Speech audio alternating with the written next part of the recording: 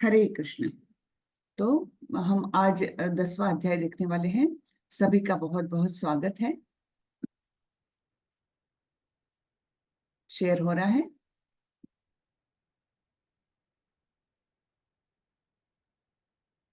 जी। तो कल हमने 9वें अध्याय में क्या देखा था? हमने 9वें अध्याय में बहुत अच्छी अच्छी बातें देखी थी कि किस प्रकार भगवान को क्या पसंद है। पत्रम पुष्पम फलम तोयम, है ना। भगवान को क्या अर्पण कर सकते हैं हम? या आप पत्ता कर सकते हैं, फूल कर सकते हैं, फल कर सकते हैं, या जल भी अर्पण कर सकते हैं। लेकिन कैसे करना है? प्रेम तथा भक्ति के साथ। भगवान को तो किसी भी चीज की कमी नहीं है। उन्हीं का तो सब कुछ है ना। वे ही सभी लोगों के स्वामी है। चाहे वो भौतिक जगत हो, चाहे वो आध्यात्मिक जगत हो, सभी कुछ उन्हीं से निकलता है, उन्हीं का उत्पन्न किया हुआ है। तो उनको कौन सी चीज की कमी है? बिल्कुल भी नहीं। लेकिन वो चाहते हैं कि भक्त उन्हें स्मरण करे। एक्चुअली सभी लोग, सभी जीव उनका स्मरण करें, ये वो चाहते हैं। क्यों? क्योंकि वो चाहते हैं कि सारे जीव वापस लौटकर उनके परम धाम में आए, है ना। भगवान को अकेलापन बिल्कुल अच्छा नहीं लगता। यद्यपि अभी भी बहुत सारे करोड़ों पार्षद उनके साथ है गोलोक वृंदावन में, लेकिन फिर भी वे हम सबको मिस करते हैं। और वे चाहते हैं कि हम सभी वापस उनके धाम चले जाएं। तो इसलिए वे चाहते हैं कि उनका स्मरण किया जाए, उनकी भक्ति की जाए। तो जब हम कोई भी चीज अर्पण करते हैं भगवान को, पत्रम पुष्पम फलम तोयम, इनमें से कुछ भी, हाँ, उनको अंडा मांस ये चीजें बिल्कुल नहीं चलती। चलती होती तो वो नाम लेते उसका। लेकिन उन्होंने केवल पत्रम पुष्पम फलम तोयम इसके बारे में बोला है। और ये चीजें उन्हें कैसी चाहिए है?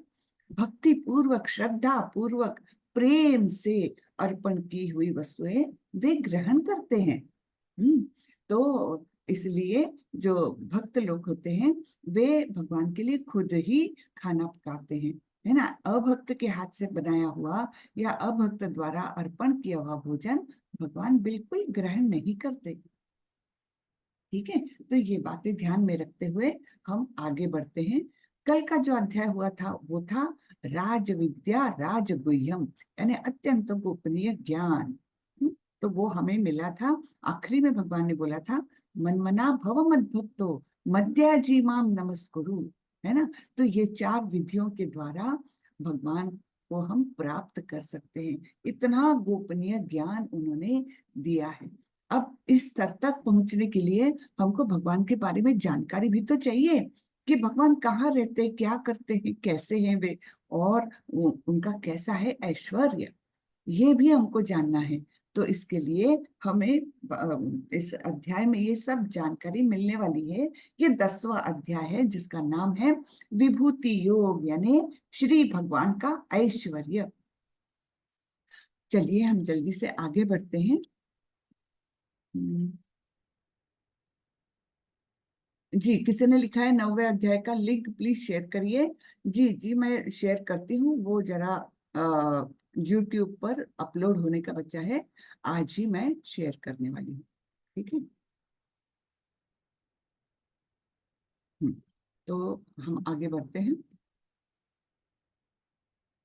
श्री भगवानुवाच भूय एव महाबाहो शृणु मे परमं वचः यत्तेऽहं प्रीयमाणाय वक्ष्यामि हितकाम्यया।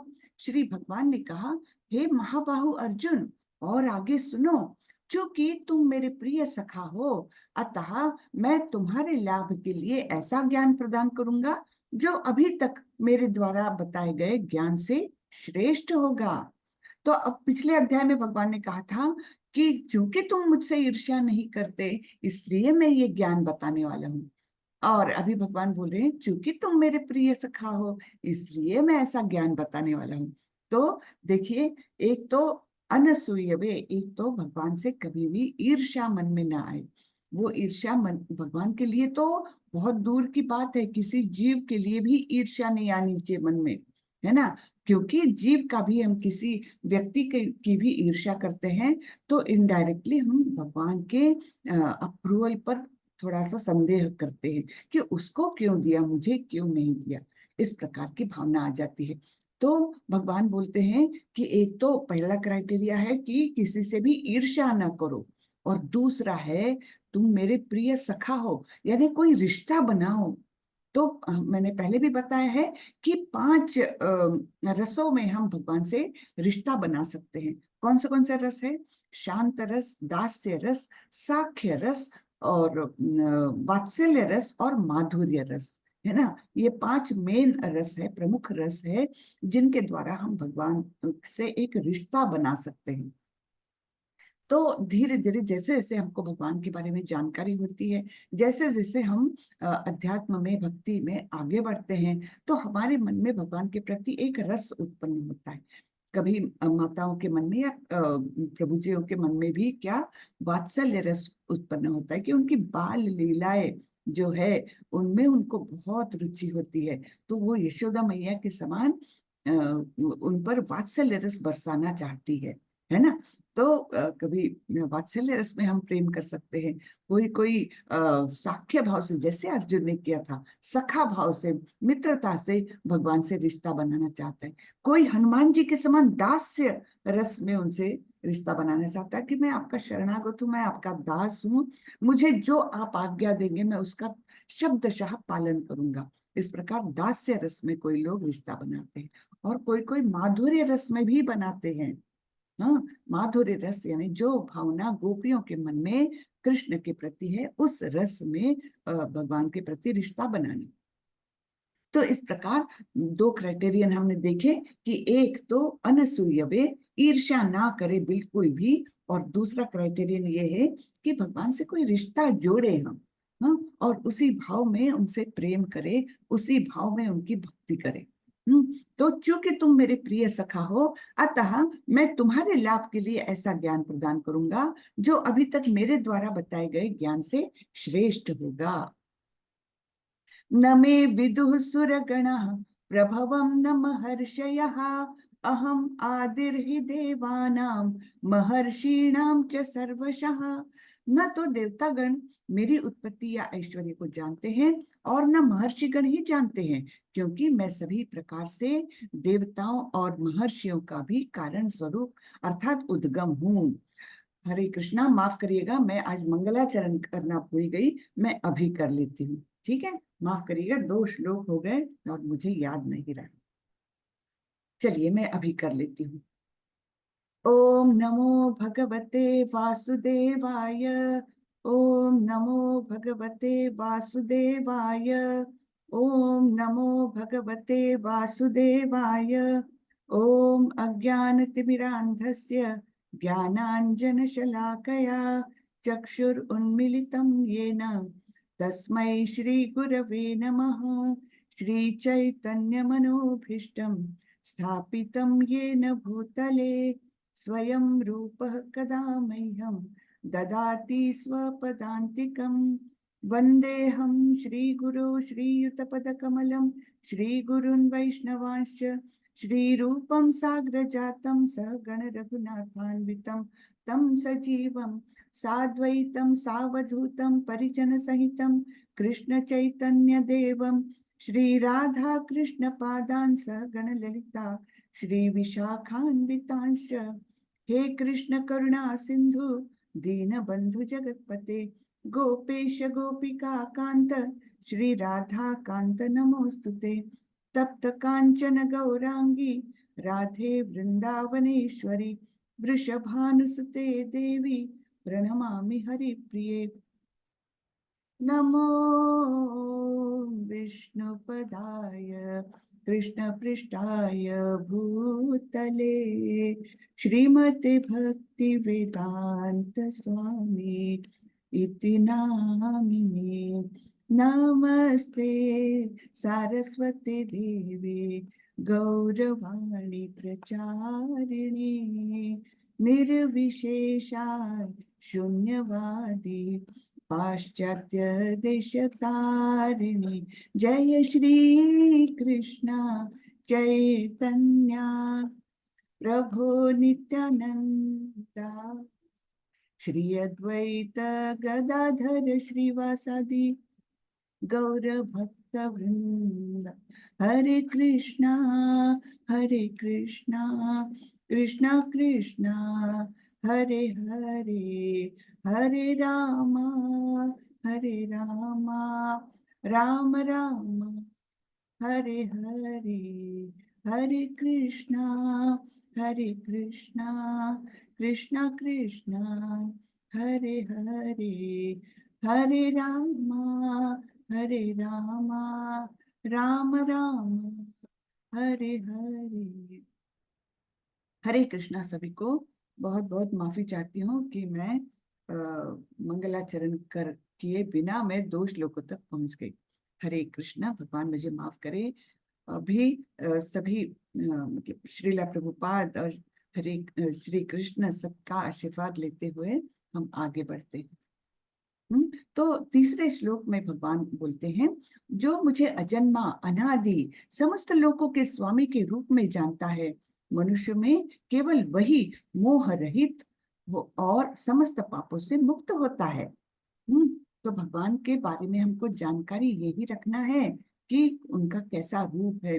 पिछले अध्याय में भी भगवान ने बोला था कि मेरा किस रूप में स्मरण करो, कि मैं किस प्रकार अजन्मा हूँ, अनादि हूँ और लघुतम से भी लघुतर हूँ, सर्वव्यापी हूँ, सभी का हितैषी हूँ, सभी जीवों का हितैषी हूँ। इस और मैं गोलोक वृंदावन में निवास करते हुए नित्य मेरी लीलाएं चलती रहती है। इस रूप में मेरा स्मरण करो, ये हमको 9वें अध्याय में भगवान ने बताया था। अभी भी भगवान बोल रहे हैं, जो मुझे अजन्मा अनादि समस्त लोकों के स्वामी के रूप में जानता है, वही मोह रहित और समस्त पापों से मुक्त होता है। अब भगवान बता रहे हैं कि उन्हें कौन उनको नहीं जान पाता और कौन जान पाता है। तो यहाँ भगवान बताते हैं, सप्तर्षि गण तथा उनसे भी पूर्व 4 अन्य महर्षि एवं सारे मनु यानी मानव जाति के पूर्वज सब मेरे मन से उत्पन्न हैं, और विभिन्न लोकों में निवास करने वाले सारे जीव उनसे उत्पन्न है ना। तो हम पुरातन काल से किसको किसको जानते हैं? सप्तर्षि गण, जो हम तारों के रूप में आकाश में देख पाते हैं, है ना। सप्तर्षि गणों का एक 7 तारों का एक वो समूह हम देख पाते हैं आसमान में। लेकिन उनसे भी पूर्व जो 4 अन्य महर्षि, ये है ब्रह्मा जी के 4 पुत्र, सनक, सानंद, सनातन और सनत कुमार। ये ब्रह्मा जी के 4 पुत्र जो हमेशा 4 वर्ष के बालकों के रूप में ही वे रहे। तो वे अत्यंत ज्ञानी थे और बाद में भक्त भी बन गए थे, है ना। चारों जो ये थे, चारों पुत्र ब्रह्मा जी के, ये वैकुंठ गए थे भगवान के दर्शन पाने के लिए। तब तक वे केवल ज्ञान से परिपूर्ण थे, लेकिन जब वैकुंठ में उनको प्रत्यक्ष विष्णु भगवान का दर्शन हुआ और उनके गले में जो तुलसी की माला थी उसका उन्होंने सुगंध पाया, तब वे अंदर से वे जान पाए कि भक्ति ही सर्वश्रेष्ठ है, और इस प्रकार वे भक्त बन गए थे। तो केवल इसके सुगंध से उनके मन में अत्यंत भक्ति जागृत हुई। ज्ञानी तो थे ही वे, तो इस प्रकार वे तुरंत ही परम भक्त बन गए। फिर सप्तर्षियों के नाम भी दिए हैं, वशिष्ठ, कश्यप, अत्रि, जमदग्नि, गौतम और विश्वामित्र और भारद्वाज। ये 7 ऋषिगण जो अत्यंत पुरातन समय में थे और जिनको इतना उच्च स्थान प्राप्त है। तो ये सारे भगवान बोले मेरे मन से उत्पन्न है, और बाकी जो भी निवास करने वाले जीव है वे सारे उन्हीं से उत्पन्न हुए हैं। एतां विभूतिं योगं च मम यो वेत्ति तत्वतः, सो विकल्पेन योगेन युज्यते नात्र संशयः। जो मेरे इस ऐश्वर्य तथा योग से पूर्णतया आश्वस्त है, वह मेरी अनन्य भक्ति में तत्पर होता है, इसमें तनिक भी संदेह नहीं है।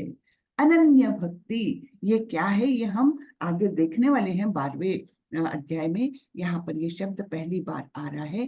अनन्य यानी मेरे सिवाय जिसको कुछ भी जगत में दिखता ही नहीं, सर्वव्यापी मेरा स्वरूप वो हमेशा अपने मन में उसका चिंतन करते रहता है ना। और पूरी तरह से मन से, बुद्धि से, तन से पूर्णतया अर्पित रहता है भगवान के प्रति, उसे अनन्य भक्त कहा गया है, जो टॉप मोस्ट है। भक्तों के स्तरों में भी वो टॉप मोस्ट है, अनन्य भक्त। हाँ, तो जो इस भगवान के इस ऐश्वर्य को जानता है, समझता है, वो अनन्य भक्त बन जाता है। अहम सर्वस्य प्रभवो मत्तः सर्वं प्रवर्तते इति मत्वा भजन्ते मां बुधा भाव समन्वितः। मैं समस्त आध्यात्मिक तथा भौतिक जगतों का कारण हूँ, प्रत्येक वस्तु मुझ ही से उद्भूत है। जो बुद्धिमान यह भली भांति जानते हैं, वे मेरी प्रेमा भक्ति में लगते हैं तथा हृदय से पूरी तरह से मेरी पूजा में तत्पर होते हैं। तो भगवान क्या है? सभी कारणों के कारण।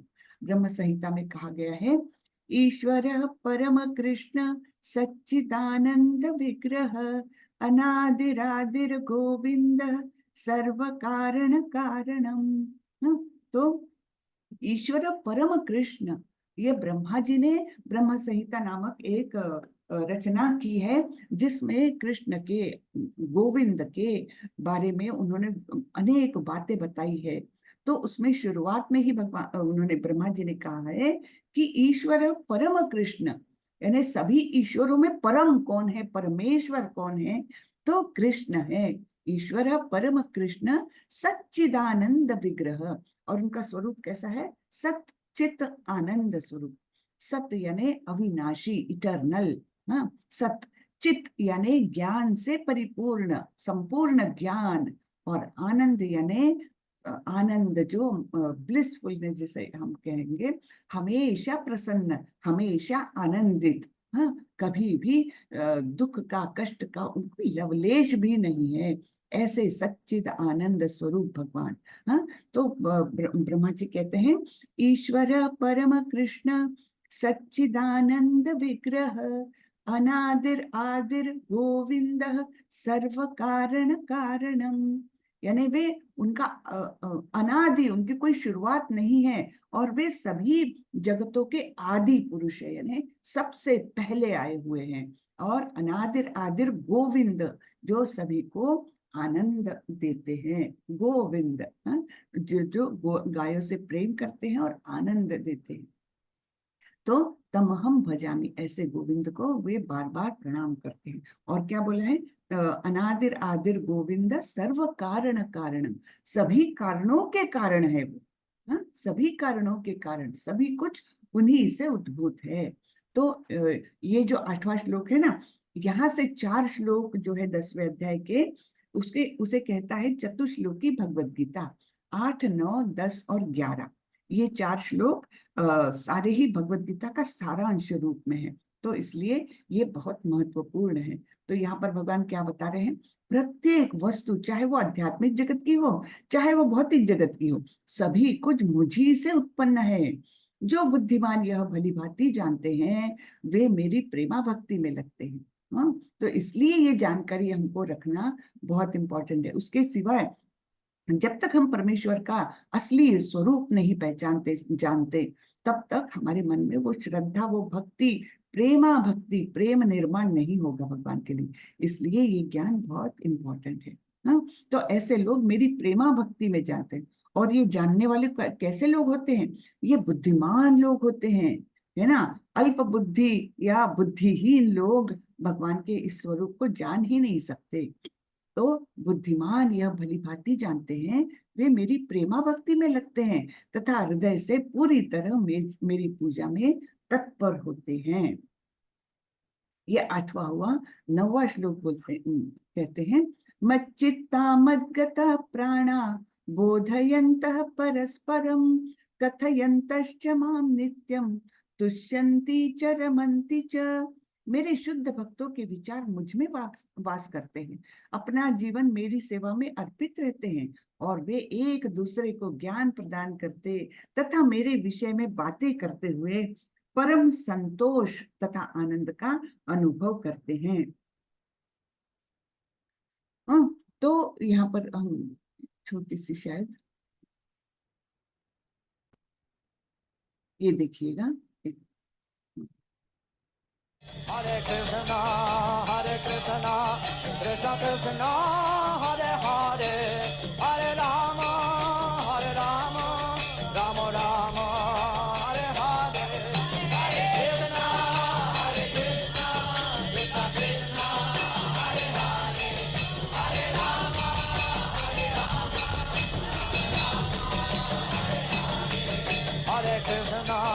हरे कृष्णा कृष्ण कृष्ण हरे हरे, हरे राम राम राम हरे हरे, हरे कृष्णा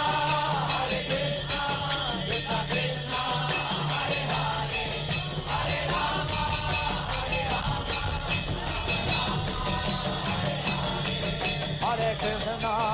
हरे कृष्णा कृष्ण कृष्ण हरे हरे, हरे राम राम राम हरे हरे, हरे कृष्णा कृष्ण कृष्ण हरे हरे, हरे राम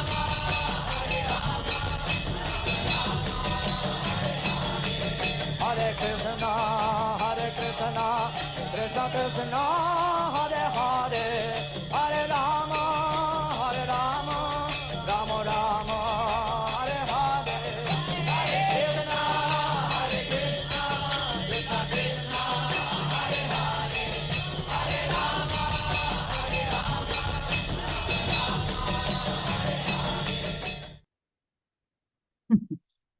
तो ये आपने देखा एक छोटा सा क्लिप। यहाँ पर हम देखते हैं कि किस प्रकार प्रभुपाद जी इतने प्रसन्नता से ये अपना जो आनंद है वे बांट रहे हैं। सारे लोग कितने संतोष और आनंद का अनुभव कर रहे हैं, है ना। तो ये हरे कृष्णा कृष्ण कृष्ण। हम्म, तो चलिए हम आगे बढ़ते हैं। तो ये 9वां श्लोक है। मच्चित्ता मद्गता प्राणा बोधयन्तः परस्परम कथयन्तश्च माम नित्यम तुष्यन्ति च रमन्ति च। हाँ, तो ये दूसरा श्लोक हुआ चतुश्लोकी भगवत गीता के अंदर। फिर आगे बढ़ते हैं।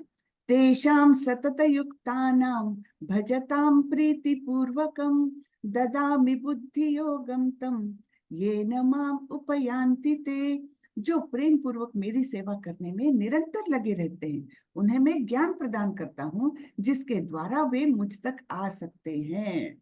तो जो भक्ति है वो अपने आप में ज्ञान पैदा कर सकती है। भगवान अपने आप ज्ञान देते हैं, है ना। तो भक्ति का महत्व कितना अनन्य साधारण है, देखिए। तो जो भक्त जो प्रेम पूर्वक सेवा करते हैं और हमेशा उसी कार्य में लगे रहते हैं तो उनको अंदर से भगवान ज्ञान प्रदान करते हैं, उनके हृदय में ज्ञान प्रदान करते हैं, है ना।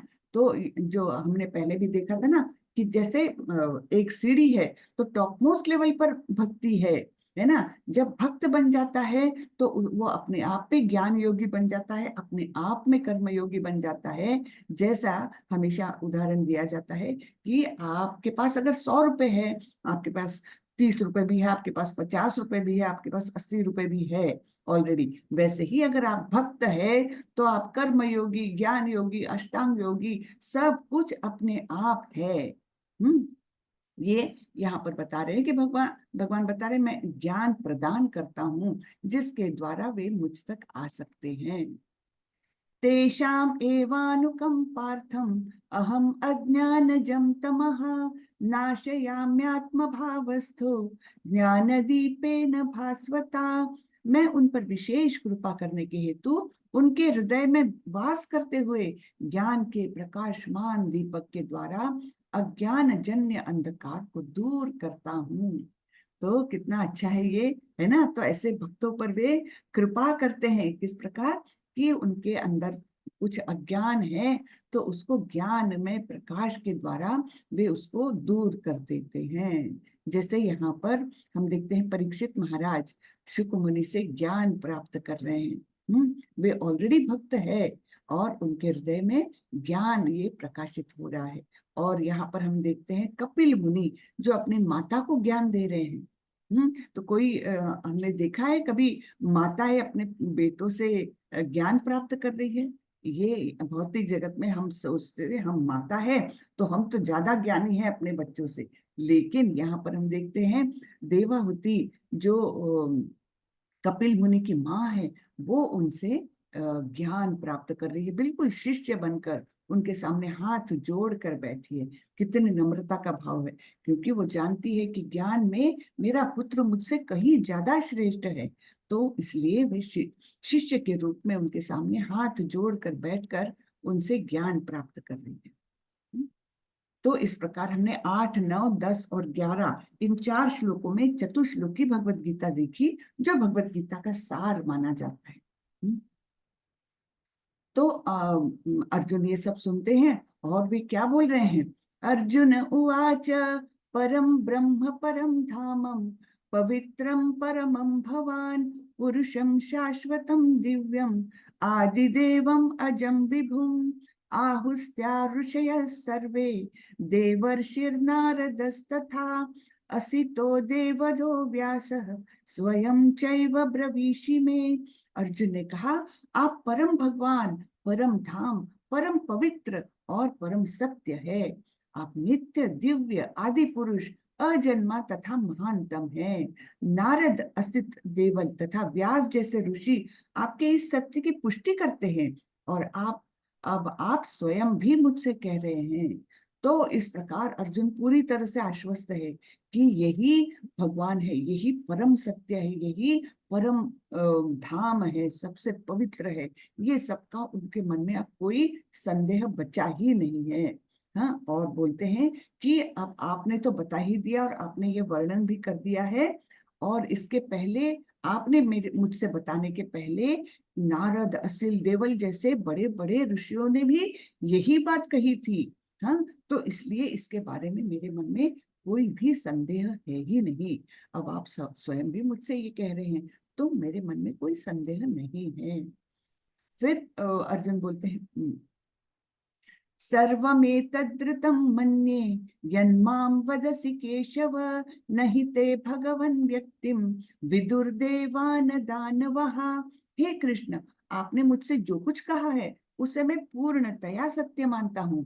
हे प्रभु, न तो देवतागण न असुरगण ही आपके स्वरूप को समझ सकते हैं।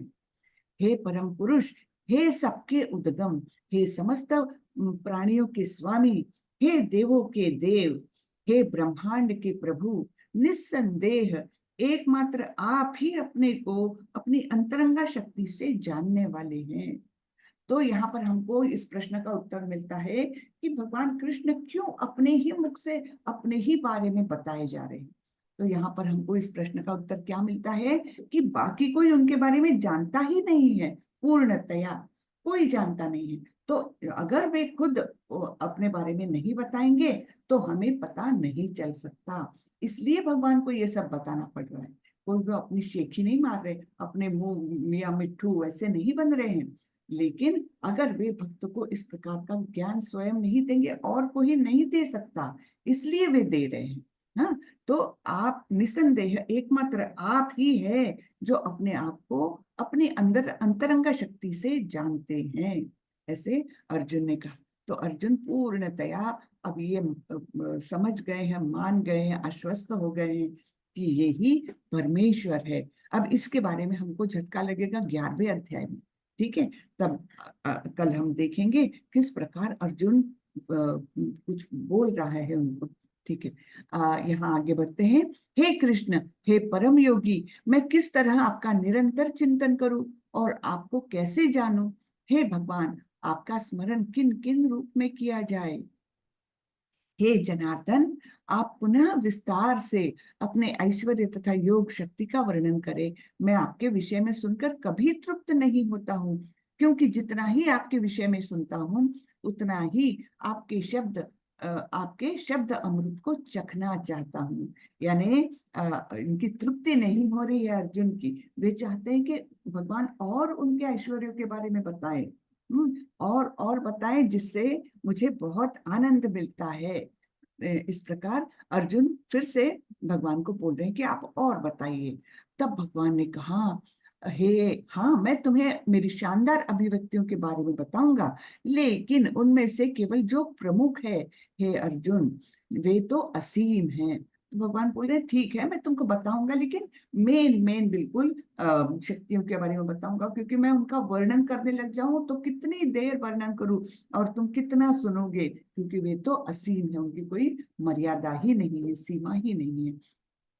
तो भगवान यहाँ बताते हैं कि आदित्यों में वे विष्णु है, सितारों में वे चांद है, वेदों में वे सामवेद है, देवताओं में इंद्र है, और इंद्रियों में मन है, और जीवित प्राणियों की जीवन शक्ति है, रुद्रों में वे शिव है। इस प्रकार उन्होंने करीबन 80 शक्तियां उन्होंने यहाँ बताई है कि इनमें मैं ये हूँ।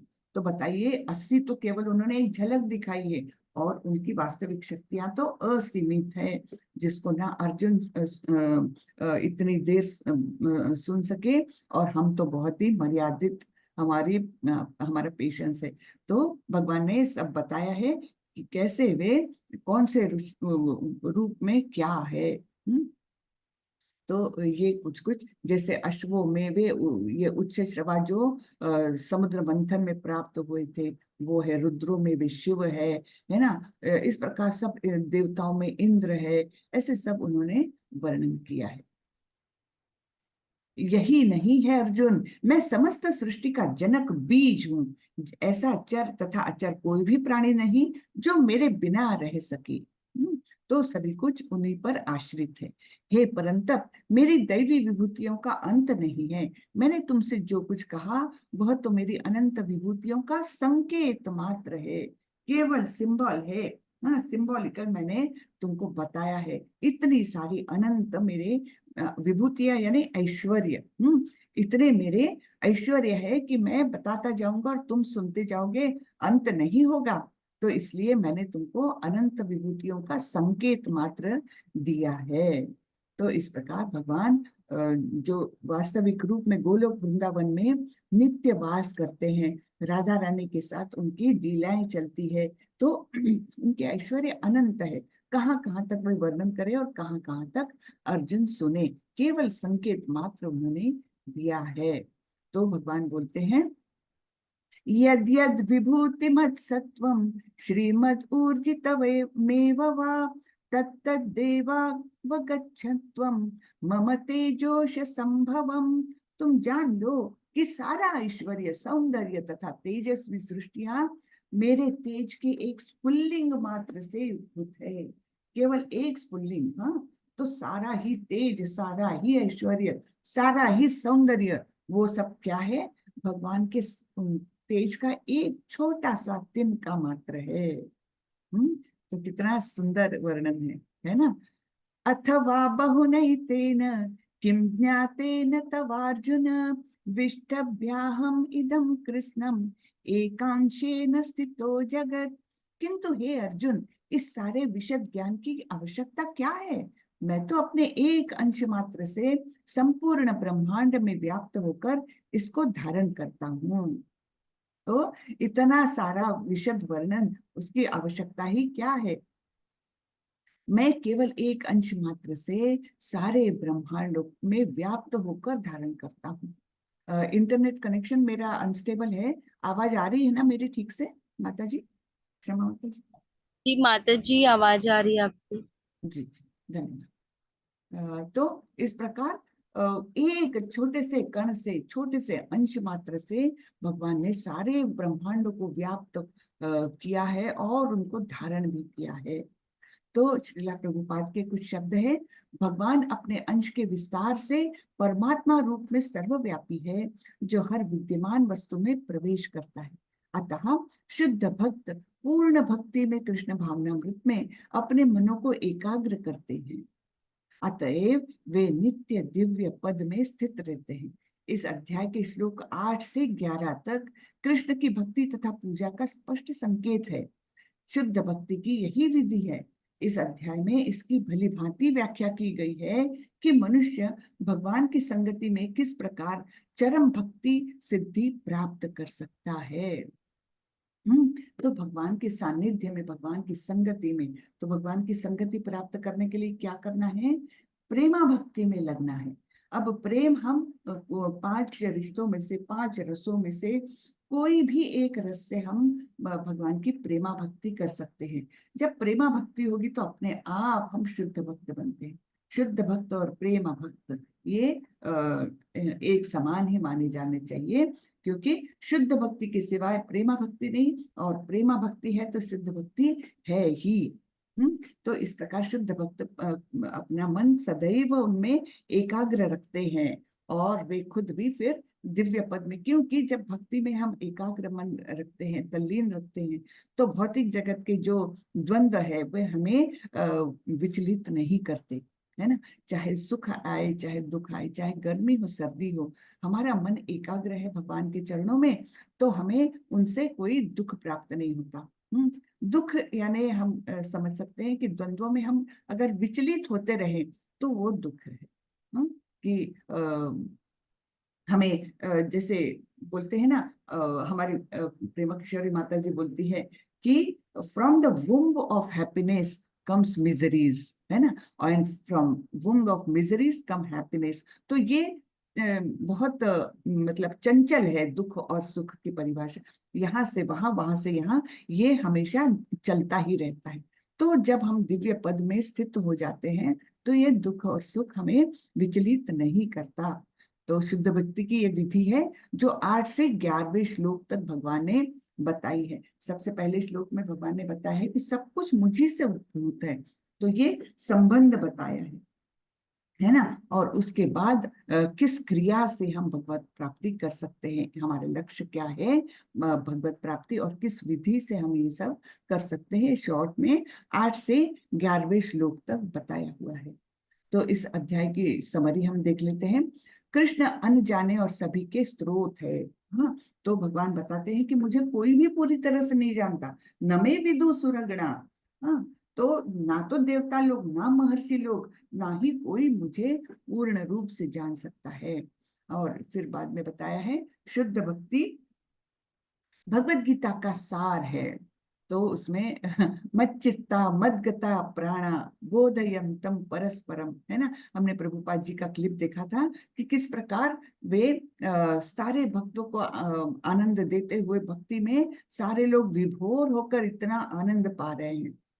तो भक्त लोगों की ये खासियत रहती है कि वे एक दूसरे से भी बातें करते हैं, तो एक दूसरे को केवल कृष्ण की बातें करते हैं वे, बोधयंतम परस्परम, और एक दूसरे को इस प्रकार लीलाओं का ज्ञान आदान प्रदान करते हुए आनंद लेते हैं। तुष्यंती च रमन्ती च, उसी में वे संतोष पाते हैं, उसी में वे आनंद पाते हैं, है ना। तो आगे बोलते हैं, अर्जुन ने कृष्ण के सर्वोच्च पद को स्वीकार किया, है ना। 12वें अध्याय 12वें श्लोक से 18वें श्लोक तक अर्जुन ने ये स्वीकार किया है। शुरू में ही बोला है परम ब्रह्म परम धामम पवित्रम परमम भवान, ये अर्जुन बोल चुके हैं। और इस प्रकार वो जान चुके हैं कि केवल कृष्ण ही सर्वोपरि है, परमेश्वर है, परम सत्य है, परम धाम है, जहां पर हर जीव को जाना चाहिए। ये अर्जुन ने स्वीकार किया। और फिर भी बोला कि आपके जो ऐश्वर्य है उनके बारे में जानकारी हासिल करते हुए, उनके बारे में सुनते हुए मुझे परम आनंद का अनुभव हो रहा है, तो आप विस्तार से मुझे और बताइए, और आपके ऐश्वर्य क्या क्या है, और आपकी विभूतियां क्या क्या है, ये मुझे विस्तार से और बताइए। तो भगवान बोलते हैं ठीक है, मैं बताता हूँ, लेकिन मैं केवल उनका संकेत मात्र दे सकता हूँ, क्योंकि वे तो असीम है, मैं कब तक वर्णन करूंगा, कब तक तुम सुनोगे, तो इसलिए मैं तुम्हें एक संकेत मात्र देता हूँ। और इस प्रकार उन्होंने अपनी विभूतियों का वर्णन चालू किया था कि मैं आदित्यों में सूर्य हूँ, मैं देवताओं में इंद्र हूँ, इस प्रकार उन्होंने सभी का वर्णन किया था। करीबन 80 विभूतियों का इस अध्याय में उन्होंने वर्णन किया है। और उसके बाद बोले अरे मैं कब तक बोलूंगा, यही समझ लो कि ये सारे जो ऐश्वर्य है वो मेरे एक स्फुल्लिंग मात्र से उत्पन्न हुए हैं। और तो और ये सारे ही ब्रह्मांड जो है उनको उसमें मैं पूरी तरह से व्याप्त हूँ और उनको धारण किए हुए हूँ, वो केवल एक अंश मात्र है मेरा। इतनी मेरी विभूतियां है, तो मैं कहाँ तक बताऊं, तुम कहाँ तक सुनोगे। तो इस प्रकार भगवान ने वर्णन किया है। और बोला, और ये सब क्यों बोला गया है? क्योंकि कृष्ण के अलावा और कोई भी उनकी विभूतियों को, उनके ऐश्वर्य को, उनके वास्तविक स्वरूप को पूर्णतया नहीं जानता है ना। तो इस प्रकार ये हमने ऐश्वर्यों का वर्णन देखा। विभूति योग ये बहुत ही छोटा अध्याय है, मतलब ऐसे वर्णन करने के लिए। बड़ा है, अगर आप एक एक श्लोक देखते जाओ, एक एक विभूति का वर्णन पढ़ो, तब वो काफी बड़ा लगता है। लेकिन हमने यहाँ पर शॉर्ट में किया है, एकदम टेबुलर फॉर्म में करके, है ना। तो इसलिए ये काफी छोटा हो जाता है।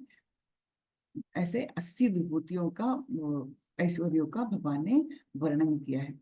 पुरुषों में वे सम्राट है, हथियारों में वज्र है, गायों में वे सुरभि गाय है, हाँ, सांपों में वासुकी है, नागों में अनंत नाग है।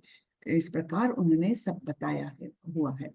पक्षियों में गरुड़ है, और मछलियों में शार्क है, नदियों में गंगा है। इस प्रकार उन्होंने अपने ऐश्वर्य का वर्णन किया हुआ है। तो ये अध्याय यहाँ पर खत्म होता है। किसी को कुछ प्रश्न पूछना है तो पूछ सकते हैं, मैं कोशिश करूंगी उत्तर देने की। हरे कृष्णा।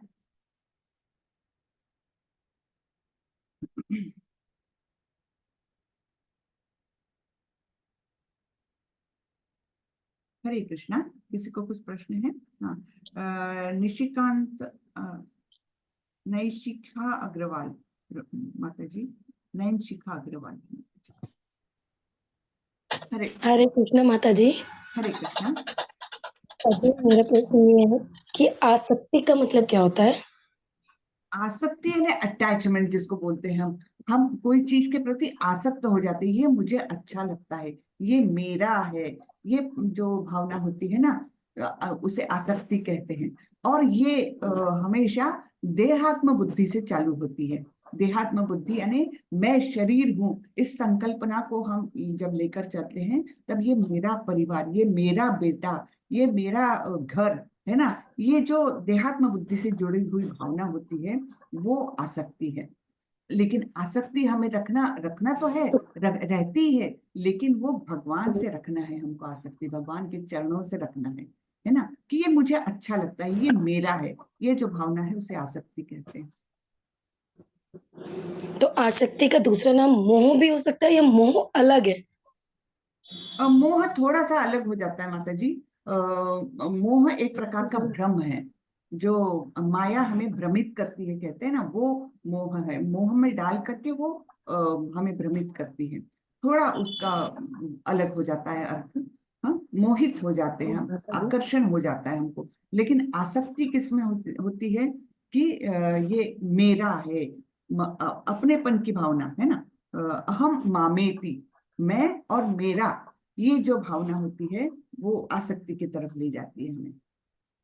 आसक्ति की तरफ, जैसे हमने सुना है मैं मतलब होता है अहंकार।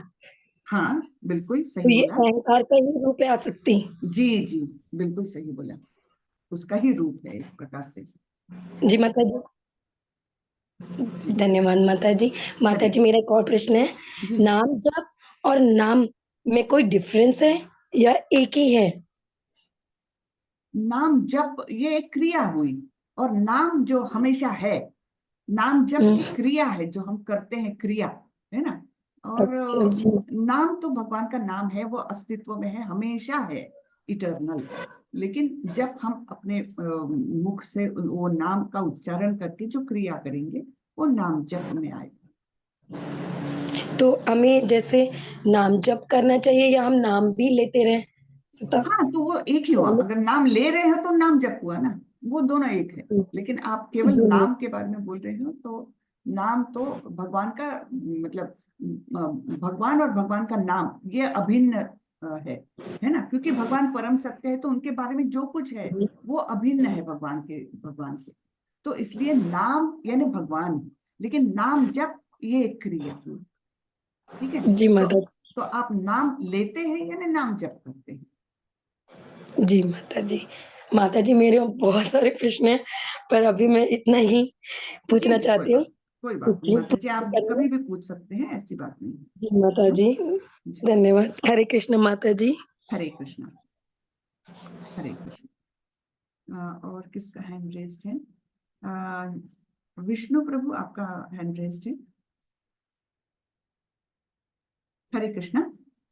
जी जी माता जी, हरे हरे कृष्ण। कृष्ण। मैं बस ये जानना, जी जी, हरे कृष्ण माता जी। जी मैं बस ये जानना चाह रहा हूँ कि जैसे भगवत गीता में भगवान ने बहुत से डूज एंड डोंट्स बताए हैं, और और ये भगवत गीता मतलब स्वयं भगवान ने कही है, जी। उसके बावजूद भी हम लोग मतलब हम लोग उसको फॉलो क्यों नहीं कर पाते, जबकि स्वयं भगवान किसी बात को कह रहे हैं?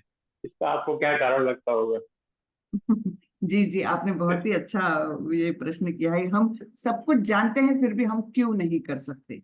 तो यही है माया का बंधन, है ना। तीन गुणों से हम बंधे हुए हैं। हम चाहते हैं हम हलचल करें, लेकिन अगर हमारे हाथ पैर बंधे हुए हैं तब हम हलचल कर सकते हैं क्या? नहीं।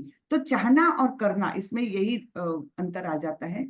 हम जानते नहीं है, लेकिन ये कि ये हम जानते नहीं है, मानते नहीं कि हम बंधन में हैं। हम बंधन में पूरी तरह से है। तीन गुण हमें पूरी तरह से जकड़े हुए हैं, और इसको पार करने में भगवान के सिवा हमारी कोई सहायता कर नहीं सकता। जैसे हमने एक वो पिक्चर देखा हुआ था, दैवी हेषा गुणमयी मम माया दुरंतया, हाँ, ये माया श्लोक जब आया है ना, तब एक पिक्चर आता है जी तो जी। उसमें क्या दिखाया? एक मनुष्य तैर रहा है, समुद्र है, अथाह समुद्र है ना, उसका ओर छोर कुछ नहीं दिख रहा, और वो थकते थकते मतलब हाथ पैर मारे जा रहा है। तो ये अहंकार वश बिल्कुल। हम हाथ पैर मारे जाते हैं। हमको लगता है कि हम ही अपने समस्याओं का सॉल्यूशन देंगे, लेकिन वास्तविक सॉल्यूशन कौन दे सकता है? जो इस भवसागर के परे हैं, जो ऊपर है इस भवसागर के, वो ही हमारी मदद कर सकता है। इधर हमारी सांस उखड़ रही है, हम थक गए हैं, लेकिन हम सोचते हैं कि नहीं नहीं मैं कर लूंगा, मैं मुझे और कोई राह नहीं दिख रही है। लेकिन वास्तविक हमारी समस्या का हल क्या है? कि हम भगवान की ओर देखें, उनकी शरण जाए। वो तो हमें एक क्षण में एक हाथ देकर हमें बचा सकते हैं। ये शरणागत ही नहीं हो पाते हैं। क्यों? क्योंकि हम्म, हमारा अहंकार बड़ा है, बहुत भयंकर अहंकार है। हाँ, मैं सब कुछ कर सकता हूँ, बिल्कुल। मैं बुद्धिमान हूँ, मैं भगवान को जान सकता हूँ, ये अहंकार हमें मारे हुए हैं। जब ये अहंकार से मुक्ति मिल जाती है, तब हमें ये तीनों गुणों के बंधन से भी धीरे धीरे मुक्ति मिल जाती है, और तब हम बिल्कुल वास्तविक शरण ग्रहण कर सकते हैं, है ना। बिल्कुल तो बिल्कुल सही कह रही हैं आप। अर्जुन को भी शायद मेरे ख्याल से जब वो सरेंडर हो गए उसके बाद ही भगवान ने ज्ञान देना शुरू किया है, एग्जैक्टली एग्जैक्टली। दूसरे दूसरे अध्याय में। जी जी जी, बिल्कुल सही कहा। पहले अध्याय में वे केवल अपने देहात्म बुद्धि से ही जकड़े हुए थे। मुझे पाप लगेगा, मुझे दया आ रही है, और मेरे समाज का क्या होगा, है ना। तो सब कुछ था वो उनका देहात्म बुद्धि से जुड़ा हुआ था। लेकिन जी जब वे भगवान की शरण में आए, तब उनको ज्ञान हुआ कि वे तो शरीर है ही नहीं। और आत्मा के स्तर पर जब हम सोचते हैं, तब ये चीजें कोई मायने नहीं रखती। केवल कर्तव्य करना और भगवान को अर्पण करते हुए करना, यही चीज मायने रखती है ना। तो वो दूसरे अध्याय के बाद उनको सब ज्ञान होने लगा। वैसे तो वो ज्ञानी थे, लेकिन भगवान ने उनके मन में भ्रम उत्पन्न करके ऐसी परिस्थिति लाई जिससे कि ये सब ज्ञान हम तक पहुंच सके, है ना। नहीं तो अर्जुन को धन्यवाद कोई। माता जी। जी जी, हरे कृष्णा। हरे कृष्ण माता जी। हरे और कृष्ण माता जी। हरे कृष्णा। जी, और किसी का प्रश्न नहीं है ऐसा मुझे लगता है। तो चलिए हम चैट में कुछ है क्या? नहीं। सुशील प्रभु ने ही लिखा हुआ है। अच्छा, अरिनव प्रभु बोल रहे हैं डिटैचमेंट पे थोड़ा बताएं। आ, यानी आसक्ति और अनासक्ति, है ना। तो आसक्ति है जो वो हमारे देह से जुड़ी हुई है। जब हम अपने को आइडेंटिफाई कर रहे हैं देह करके, तब देह से जुड़ा हुआ ये मेरा परिवार, ये मेरे माता पिता, ये मेरे बच्चे, ये सब देह से जुड़े हुए हैं। इनसे हमको आसक्ति होती है। और जब हम वास्तविक स्वरूप को हमारे जानने लगते हैं कि मैं ये देह नहीं हूँ, मैं हूँ भगवान का एक शाश्वत अंश, और मैं, मेरा स्वरूप है, मेरा काम है उनकी नित्य सेवा करना। इस शाश्वत स्वरूप को जब हम जानने लगते हैं, तब धीरे धीरे ये मटेरियल अटैचमेंट्स जो है ना, वो धीरे धीरे कम होती है ना, अनासक्त होने लगते हैं हम लोग इस भौतिक जीवन के चीजों से, धीरे धीरे ये होने लगता है। तो ये ऐसी अनासक्ति कहा गया है। किसने पूछा था? हाँ, अर्णव प्रभु ने पूछा था। तो अर्णव प्रभु इतना ठीक है कि और मतलब कि बेसिकली हम ये जान जाते हैं कि हमारा असली स्वरूप क्या है, तब हम धीरे धीरे अनासक्त होने लगते हैं, डिटैच होने लगते हैं। ठीक है, हरे कृष्ण।